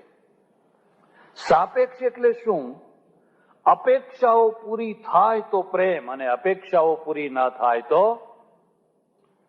તો પ્રેમ નહીં. સુર નર મુનિવર કી યહ રીતિ, સ્વાર્થ લાગી કરહી સબ પ્રીતિ. આ તુલસીદાસે લખ્યું છે. તુલસીદાસે લખ્યું કે અમારે કઈ રીતે આ વાતને બતાવવી. સુર બતાવ્યા. સુર એટલે દેવો, નર એટલે માણસો. સુર નર મુનિવર, અરે ઋષિઓની પણ વાત અંદર લખી દેવા દે. મુનિવર કી યહ રીતિ. હવે આ તો 3 ટોપ માણસો, ઉપરના માણસો. જો ઉપરના માણસોની આ દશા હોય તો નીચેના માણસોની તો પછી વાત કરવી જ. સુર નર મુનિવર કી યહ રીતિ, સ્વાર્થ લાગી કરહી સબ પ્રીતિ. એમ લાગે કે આના પાસે આપણો સ્વાર્થ સિદ્ધ થાય છે તો પ્રીતિ કરે, અને એમ લાગે કે હવે સ્વાર્થ સિદ્ધ થાય એવું તો પ્રીતિ કોઈ ના કરે. અમારે ઉપનિષદોની અંદર આખી વાતને સમજાવવા માટે એક બહુ સુંદર આખ્યાયિકા છે. યાજ્ઞવલ્ક છે ને, યાજ્ઞવલ્કના દ્વારા આ વાત કહેવાય છે. નવા અરે જાયા કામાય જાયા પ્રિયા ભવતી, આત્મનસ્તુ કામાય જાયા પ્રિયા ભવતી. યાજ્ઞવલ્ક પોતાની પત્નીને કહે છે, મૈત્રેયીને, હે મૈત્રેયી, પુરુષને જે પત્ની વાલી લાગે છે ને, એ પત્નીના કારણે પત્ની નથી વાલી લાગતી. આત્મનસ્તુ કામાય પત્ની પ્રિયા ભવતી. પણ એ પત્નીમાંથી સુખ મળે છે, ઢગલાબંધ સુખ મળે છે, એટલે પત્ની વાલી લાગે છે. નવારે પત્યુઃ કામાય પતિ પ્રિયો ભવતી, આત્મનસ્તુ કામાય પતિ પ્રિયો ભવતી. આ જે પત્નીને પતિ વાલો લાગે છે ને, એ પતિના કારણે નથી લાગતો, પણ પતિમાંથી સુખ મળે છે, અઢળક સુખ મળે છે, એટલે પતિ વાલો લાગે છે. જે દિવસે સુખ દેનારો નહીં હોય, પેલી સુખ દેનારી નહીં હોય અને દુઃખ દેનારી થશે, ત્યારે ખબર નહીં કોણ કોની હત્યા કરી નાખશે, કોણ કોને મારી નાખશે, કઈ કહી શકાય. એક બીજી વાત પણ યાદ રાખજો, કોઈને વેરી ન હોય એના જેવું તો ઉત્તમ કોઈ જીવન નહીં. મારે કોઈ દુશ્મન નથી, એ તો સૌથી સારામાં સારું જીવન. જે અભિમાની ન હોય એને ભાગ્યે જ દુશ્મન હોય, અને જેને વારંવાર માફી માંગતા આવડતી હોય, ક્ષમા માંગતા આવડતી હોય, એને ભાગ્યે જ દુશ્મન હોય. પણ જે અહમ અભિમાની હોય અને કદી કોઈની માફી ના માંગતો હોય, એને દુશ્મનો થઈ જવાના. તમારે કદી દુશ્મન ન હોય તો ઘણી સારી વાત છે, પણ દુશ્મનો હોય તોય વાંધો નહીં. હોય થોડા ઘણા દુશ્મનો હોય વગર કારણે થોડાક વિરોધીઓ હોય, ગેરસમજથી હોય, ખોટી સમજથી હોય તો હોય, પણ કદી પણ વાલા માણસો વેરી થાય ને એનાથી મોટું કોઈ દુનિયામાં દુઃખ નહીં. પહેલા વાલ હોય ને પછી થાય.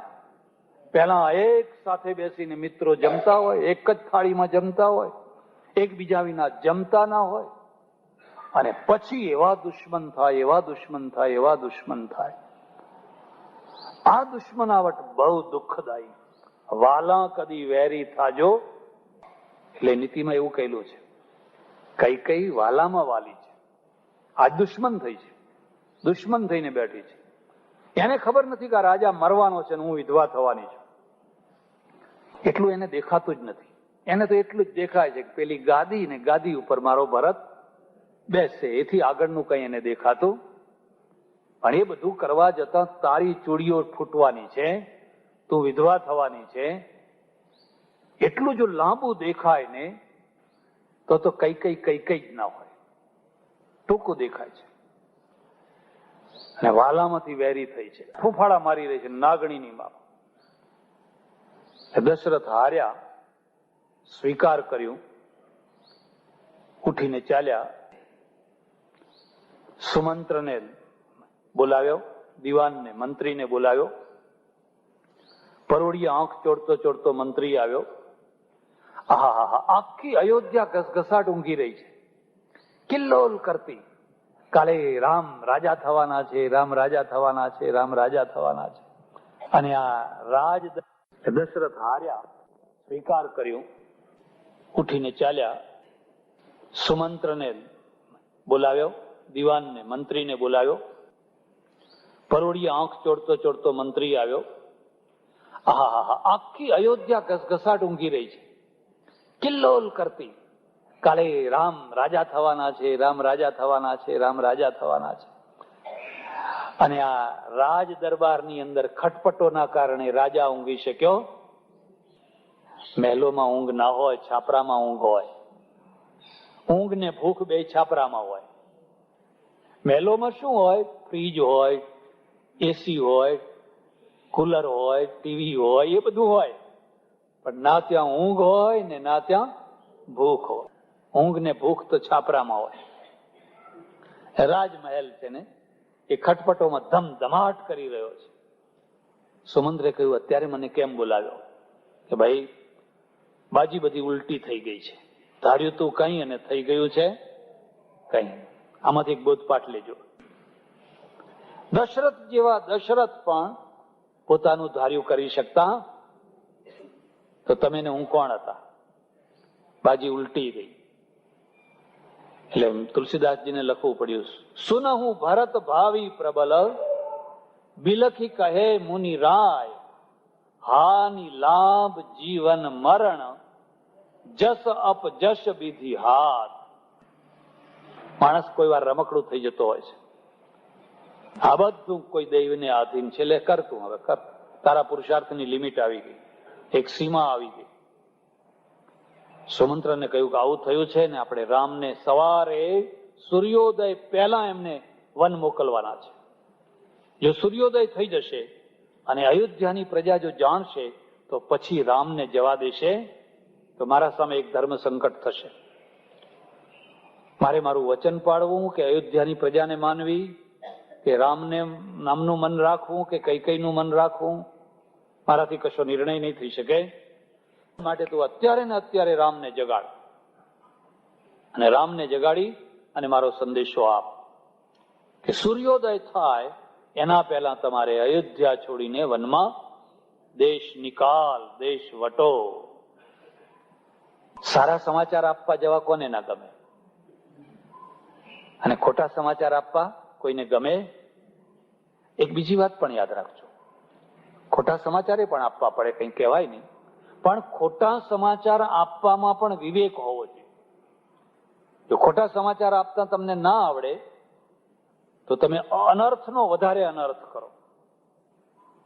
કોઈ માણસ મરી ગયું હોય અને તમે જમવાની તૈયારી હોય ને બધા લોકો પતરાણા મૂક્યા હોય ને જઈને સમાચાર આપો કે ફલાણા ભાઈ ગુજરી ગયા, તો અહીં જમણ બધું બગડી જાય. એ સમાચાર આપનારમાં બુદ્ધિ તો અડધો, હવે જે થવાનું હતું એ થઈ ગયું. એક અડધો કલાક તું જરા ધીરજ રાખ, બધાને જમી લેવા દે, અને જમ્યા પછી તું સમાચાર, ખોટા તો ખોટા પણ સમજીને સમાચાર આપ. એક માણસ ઘોડે ચડ્યો છે, વરરાજા થયો છે, અને હોસ્પિટલમાંથી સમાચાર આવે કે ભાઈ એનો સગો ભાઈ કે સગી બહેન છે ગુજરી ગઈ છે. તો એને ઘોડેથી ઉતારી દેશો? એ સમાચાર આપનાર મૂર્ખો છે. પેલા હોસ્પિટલ વાળાને કહેવું જોઈએ કે તું ગમે એમ કરીને આટલી રાત કાઢી નાખ, ઇન્જેક્શન આપ, આમ કર, તેમ કર, ફલાણું કર, પણ આટલી રાત તું કાઢી નાખ. તો આનું નામ ડાપણ કહેવાય. ને મૂર્ખાઓ ભેગા થાય તો પ્રસંગ બગાડ્યા વિના રે. કુદરતે તો જે કર્યું એ કર્યું, પણ એ કુદરતે જે કર્યું એમાં તમારું ડાપણ હોવું જોઈએ. એક બીજી વાત હું તમને કહું છું. અમારે નીતિકાર એમ કે છે કે કદી પણ સસ્તા નોકરોને નોકરીએ રાખવા નહીં. સસ્તા નોકરો છે ને અંતે મોંઘા પડતા હોય છે. એક શેઠ ને બહુ લોભિયા, એટલે સસ્તામાં સસ્તા નોકરો ખોડે. એવો એક નોકર રાખ્યો, એટલે અહીં શેઠની પેઢી, પણ એ દૂર, જરા થોડેક દૂર, એક ફરલાંગ દૂર કોઈ મોહલ્લામાં શેઠનું મકાન. તો એક દિવસ સવારના પોરમાં 4-5 મહેમાનો બેઠેલા, અને પેલો નોકર આવીને કહે છે કે શેઠ, હાડો હાડો હાડો હાડો, શેઠાણીએ કહ્યું છે કે ભેડકો ખાઈ જાઓ. ભેડકો તૈયાર થઈ ગયું છે તો આવીને ખાઈ જાઓ. એટલે શેઠને બહુ ખોટું લાગ્યું કે આ બધાના વચ્ચે ભેડકું ખાવાની વાત કરી. તમને ખબર નહીં હોય, આ નાગર બ્રાહ્મણો છે ને એમના કોડ વર્ડો હોય. કોડ વર્ડ નો અર્થ સમજ્યા તમે? એ રોટલો કે, પણ રોટલાને રોટલો ના કે, હે એને ચંદ્રમુખ કે. શું કે? પેલો ચંદ્રમુખ તૈયાર થઈ ગયો, કેમ કે સુમંત રાય ને કલ્યાણ રાય ને નવનીત રાય ને બધા રાય ભેગા થયા હોય ને, રોટલો ના કે. ખીચડી ને ખીચડી ના કે, સુપાચીની. શું નામ રાખે? સુપાચીની, એટલે તરત પચી જનારી. એટલે લોકો સમજે ખબર નહીં આ કઈ રસોઈ હશે, આ તો કઈ જાતની રસોઈ હશે. હડો કે છે ભેડકો ખાઈ જાઓ. ખરાબ લાગ્યું, અને બહુ ખરાબ લાગ્યું. ઉઠીને ગયા, પણ રસ્તામાં એવું લડ્યા કે મૂર્ખા, કોઈ 4 માણસો 5 માણસો બેઠા હોય તો ગમે તેવી વાત ગમે તેમ ના કરાય. એક ખૂણામાં એકાંતમાં બોલાવીને પછી ધીરે ધીરે ખાનગીમાં વાત કરાય. આમ બધાના વચ્ચે બોલાય, સારું એમ. તો જમીન આવ્યા, 15 દાડા મહિનો થયો હશે, અને શેઠાણીના ઘરમાં લાગી આગ. ભાડ ભાડ ભાડ, એટલે પેલાને કહ્યું દોડ દોડ દોડ દોડ, જા જઈને શેઠને કહ્યા કે ઘરમાં આગ લાગી છે. એટલે પેલો ઓટલે આવીને બેઠો ને આમ અંદર જોયે તો 4-5 જણા બેઠેલા. આમ ડોક્યું કરે એટલે શેઠ સમજો કે આ ભડકા માટે આવ્યો હશે. એટલે પેલો પાછો આમ થઈ જાય. હવે આ ઉઠે એટલે વાત શેઠને કઈ ઉતાવળ નહીં, કે એમ ભડકું કેવા આવ્યો હશે એમ. એટલે 15 મિનિટ થઈ, અડધો કલાક થયો, પેલા ઉઠ્યા. પછી કહ્યું બોલ હવે શું કેવું છે? કે ઘરને આગ લાગી છે. તો મૂરખ કેવું તું ને, તમે નતું કહ્યું 4-5 માણસો બેઠા હોય ત્યારે વાત કરાય? હવે આને એક વાત ક્યાં સમજાવી? અને એને પોતાનો વિવેક નથી, કયા ટાઈમે કયો નિર્ણય લેવો હોય એના પોતાના પાસે આવડત, એની પાસે અક્કલ નથી. ખોટા સમાચાર આપવા જવું છે સુમંત પ્રધાનમંત્રીને, પણ ગયા વિના છૂટકો નથી. રામને જગાડ્યા, રામ જાગ્યા. ઓહો, આવો આવો, તમે પિતા તુલ્ય છો, તમે મારા દિવાન છો, મંત્રી છો, પણ મારા માટે તો પિતા તુલ્ય છો. આ બીજી વાતને યાદ રાખવાની. ઘરમાં ભલે નોકરો હોય, મુનિમ હોય, મહેતા હોય કે બીજો નોકર હોય, પણ જે ઉંમરમાં વૃદ્ધ હોય તો પોતાના છોકરાઓ પાસે એમને વડીલ મનાવાના, એમને નોકરો નહીં સમજાવવાના. આ નોકરો છે એવું કરીને છોકરાઓની પાસે એમને હલકા નહીં ચિતરવાના. છોકરા એમને હંમેશા માન આપે, કારણ કે તમારી પેઢી વધારનારા અને સાચવનારા આ જ માણસો છે. એટલે એ પણ પિતા તુલ્ય છે. બોલો શું સમાચાર લઈને આવ્યા છો? સમાચાર લઈને આવ્યો છું પણ કહેવાય એવા નથી. ના કહો, એમ કે સંકોચ ના કરો, કહો. કઈ જીભે મારે બોલવું? કેટલાક સમાચાર એવા હોય બોલી ન શકાય. રામે કહ્યું તમે કહો, ખુશીથી કહો. બહુ આગ્રહ કર્યો ત્યારે કહ્યું કે સવારના પહોરમાં સૂર્યોદય થાય એના પહેલા તમારે વન જવાનું છે. આ રાજાની આજ્ઞા છે. આખો પ્રસંગ બદલાઈ ગયો છે. ભરતને ગાદીએ બેસાડવાના છે અને તમને વનમાં મોકલવાના છે. કોઈ વાજપેયી ગાદીએ બેસે ક્યારે ને ક્યારે દેવગોડા બસે કઈ કહેવાય? આ તો રાતની રાતમાં બધું ચક્કર બદલાઈ જાય. બધા ઢોલ વગાડે, ત્રણસા વગાડે, નગારા વગાડે. રે ભાઈ, તમને ખબર નથી ક્યારે બધું ચક્કર બદલી જાય કઈ કહેવાય? તુલસીદાસ છે ને એના ઈષ્ટદેવ રામ છે અને કહે છે કે ઓહો હો પ્રાતર ભવામી વસુધા દીપ ચક્રવર્તી સોહમ વ્રજામી વિપિનમ જટિલ તપસ્વી. જેને ગાદી ઉપર બેસવાનું હતું ને ત્યારે પણ જે એકદમ છીછરો નતો થયો અને વનમાં જવાના સમાચાર સાંભળ્યા ત્યારે પણ જેનો ચહેરો ઉતરી ગયો નહીં. તથા મુખાંબુજશ્રી રઘુનંદનસ્ય તથાપી મમલેન મુખાંબુજશ્રી રઘુનંદનસ્ય. આવા સમાચાર પણ સાંભળ્યા તો ચહેરો એનો એ જ રહ્યો. આને સ્થિત પ્રજ્ઞ કહે. ભગવદ્ ગીતામાં જે સ્થિત પ્રજ્ઞ કયા છે ને એને સ્થિત પ્રજ્ઞ કહે. ઓચિંતાના કોઈ ખોટા સમાચારે આવી જાય, ઓચિંતાના કોઈ સારા સમાચારે, લોટરી લાગી, એ કથામાંથી થયા ઉભા, હવે પણ બેસો બેસો હવે થોડી વારમાં પૂરી. ના રે ના, હવે શું બેસે એમ. જે સુખના સમાચારોમાં છકી જાય છે અને દુઃખના સમાચારોમાં પછડાઈ પડે છે એ સ્થિત પ્રજ્ઞ નથી, એ રામ નથી. અહીં તો રામ એક પાત્ર છે, રામ એક માધ્યમ છે. જરાય ચહેરો એમણે કહ્યું અરે કઈ વાંધો નહીં, મને સવારે વન મોકલવાની વાત કરી છે પણ મારા પિતાની આજ્ઞા હોય કે હું પર્વત ઉપર ચડીને કૂદી મરું તો હું કૂદી મરવા તૈયાર છું. એ મને એમ કે દરિયામાં ડૂબી માર તો હું ડૂબી મરવા તૈયાર છું.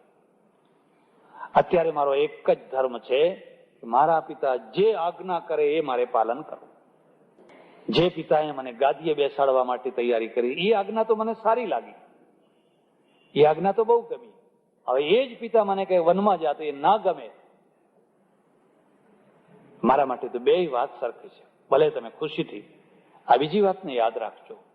જેના હાથે રોજ શરબત પીધા હોય, રોજ એના હાથે એક દિવસ કડવું કડવું કડવું કંઈક પીવાનું મળે ને મોઢું બગાડે ને થૂથું કરે તો એમ સમજવાનું કે આ તમારો સંબંધી નથી, આ શરબતનો સંબંધી છે, આ તો શરબતનો પ્રેમી છે. અરે જે હાથે રોજ રોજ શરબત પીવડાવ્યા, એક દિવસ એવું થયેલું, ભૂલથી થયેલું.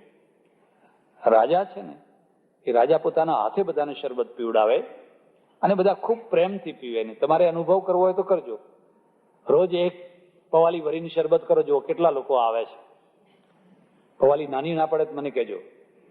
પણ એક દિવસ એવું કરવાનું, પેલું કુંવરપાઠું હોય છે ને, કુંવરપાઠું હોય છે ને એને લસોટી વાટીને એનું શરબત કરવાનું અને પછી બધાને કહેવાનું કે આવો શરબત પીવા.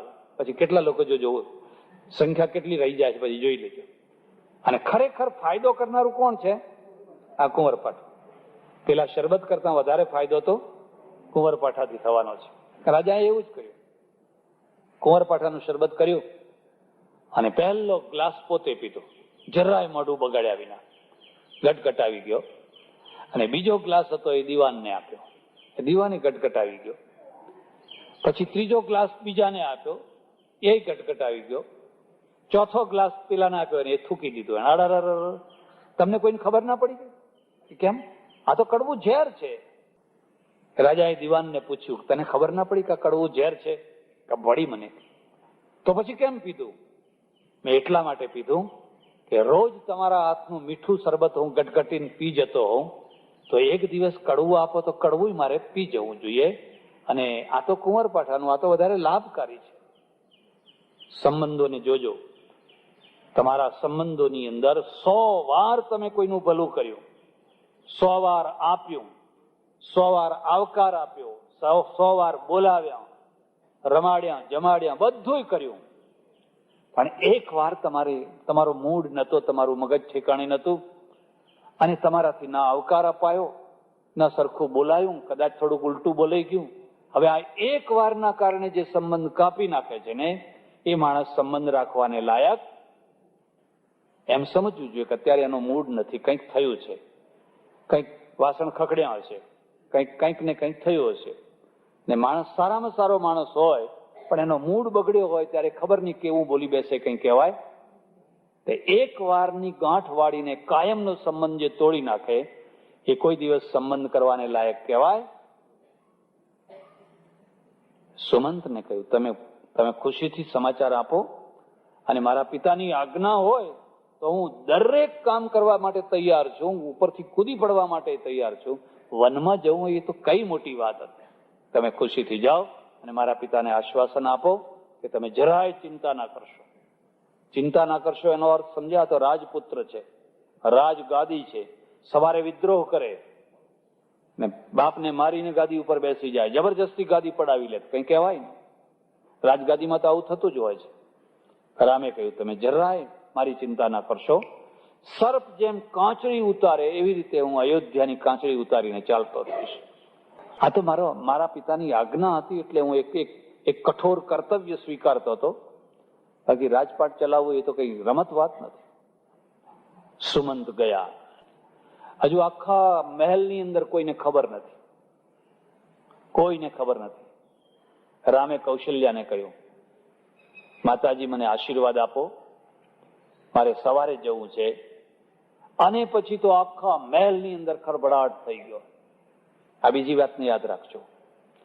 ખોટી વાતને ફેલાતા વાર લાગે, સારી વાતને વાર લાગે. પણ ખોટી વાતને ફેલાવી હોય તો અમેરિકા પહોંચી જાય, ક્યાં ક્યાં પહોંચી જાય. હવા એવી ઉડાડે, એવી હવા ઉડાડે, એવી હવા ઉડાડે. આખા મહેલમાં ખળભળાટ મચી ગયો. શું થયું, શું થયું, શું થયું, કેમ થયું, દશરથને આવું કેમ સૂજ્યું, ફલાણું શું થયું. અરે ગમે એમ કરીને પણ રામને રોકો, દશરથને સમજાવો, આપણે રામને વનમાં જવા દેવા. કૌશલ્યાને કહ્યું કે મારે વનમાં જવું જ છે, તું મને આશીર્વાદ આપ. કૌશલ્યા કે કાલ જજે, હવે આજ ઉતાવળ કરીશ, આજ જરા શાંતિ રાખ ને કાલે પછી જજે, પણ હમણાં ઉતાવળ કરીશ. કૃષ્ણ કનૈયા રામચંદ્ર ભગવાન ઉમાપતિ મહાદેવ પવન સુત હનુમાન સનાતન ધર્મ સદગુરુદેવ વૈદ્યનાથ મહાદેવ નમઃ પાર્વતી પતે હર હર મહાદેવ હર. શ્રી રામ જય રામ જય જય રામ.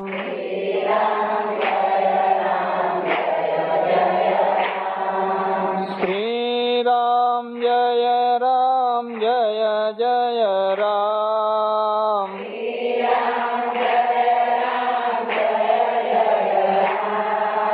શ્રી રામ જય રામ જય જય રામ.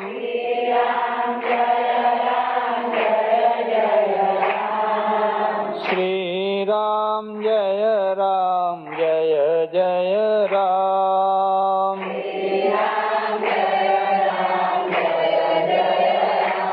રામચંદ્ર ભગવાન